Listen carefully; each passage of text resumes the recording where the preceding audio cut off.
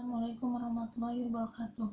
Nama saya Ai Hafifah. Saya dari kelompok 15 ingin memaparkan materi tentang memahami budaya Barat dan Indonesia. Yang pertama adalah pengertian budaya. Kata budaya berasal dari Sanskerta budaya, yang merupakan jama dari budhi yang berarti budi atau akal. Budaya adalah cara hidup atau berkembang yang diikuti oleh sekelompok orang dan diwariskan dari generasi ke generasi. Budaya terdiri dari banyak unsur, seperti agama, politik, adat istiadat, bahasa, peralatan, pakaian, bangunan, dan karya seni. Selanjutnya di sini juga saya menjelaskan tentang fungsi kebudayaan bagi masyarakat. Antara lain adalah sebagai hasil karya manusia melahirkan teknologi, kebudayaan, dan kebendaan. Yang kedua adalah sebagai norma dan nilai-nilai sosial dapat dihasilkan dari tata tertib pergaulan kemasyarakatan. Selanjutnya di sini juga ada sebagai cara masyarakat untuk bertindak atau berkelakuan yang sama dan harus diikuti oleh semua anggota kemasyarakatannya tersebut. Selanjutnya di sini saya juga menjelaskan karakteristik kebudayaan terbagi menjadi 3 bagian. Yang pertama adalah kebudayaan adalah milik bersama. Artinya unsur-unsur yang tercakup dalam kebudayaan seperti ide, nilai, dan pola perilaku dijalankan dan dipelihara bersama oleh seluruh anggota masyarakat tersebut. Yang kedua adalah kebudayaan merupakan hasil belajar. Kebudayaan diwariskan melalui hubungan sosial yang terus-menerus. Yang ketiga adalah integrasi kebudayaan, sebuah proses yang berintegrasi perubahan pada salah satu unsur kebudayaan dapat mempengaruhi unsur kebudayaan lainnya. Selanjutnya di sini juga saya menjelaskan sifat-sifat kebudayaan terbagi menjadi 3 bagian. Yang pertama adalah universal, yang kedua dinamis, yang ketiga akulturasi. Yang pertama adalah kebudayaan bersifat universal, yaitu atribut masyarakat di dunia ini. Yang kedua adalah dinamis, merupakan perubahan atau perkembangan. Yang ketiga akulturasi, artinya kebudayaan tertentu dihadapkan dengan unsur dari suatu kebudayaan asing, maka kebudayaan asing tersebut lambat laun akan diterima dan diolah dalam kebudayaan yang sudah ada tanpa menyebabkan hilangnya unsur kebudayaan kelompok itu sendiri. Selanjutnya di sini saya akan menjelaskan tentang kebudayaan Barat. Kebudayaan Barat adalah keseluruhan cara hidup, cara berpikir, berpakaian, alat musik, rumah tradisional, tarian, pandangan hidup bangsa-bangsa bumi bagian Barat seperti Eropa dan Amerika. Ciri-ciri dominan kebudayaan Barat terbagi menjadi 2 bagian. Yang pertama adalah kebebasan. Di Barat, anak-anak berbicara terbuka di depan orang dewasa. Selanjutnya adalah orang-orang berpakaian menurut selera masing-masing dan mengemukakan pendapat secara bebas.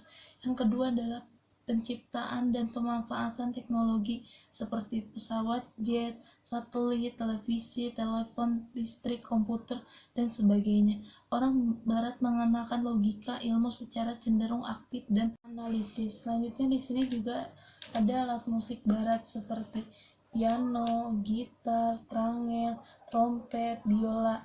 Selanjutnya di sini juga ada beberapa contoh makanan Barat seperti pizza, burger, taco, gelato, risto. Di sini juga ada beberapa contoh pakaian adat seperti trek, cowboy dress, panko. Selanjutnya di sini juga ada beberapa contoh rumah kebudayaan Barat seperti rumah adobe dari Amerika Serikat, iglo dari Kanada, izba dari Rusia, trullo dari Italia. Selanjutnya di sini juga ada beberapa contoh tarian Barat seperti tarian balet dari Italia, tarian samba dari Brazil, dan tarian tango dari Argentina. Selanjutnya di sini juga saya akan menjelaskan tentang kebudayaan Indonesia. Indonesia mempunyai berbagai macam kebudayaan. Setiap daerah memiliki ciri khas kebudayaan yang berbeda. Budaya Indonesia adalah suatu kebudayaan nasional, kebudayaan lokal. Kebudayaan nasional yang berlandaskan Pancasila adalah perwujudan cipta karya karsa bangsa Indonesia dan merupakan keseluruhan daya upaya manusia Indonesia untuk mengembangkan harkat dan martabat sebagai bangsa. Kebudayaan daerah ini sebagai aspek kehidupan masyarakat di seluruh Indonesia.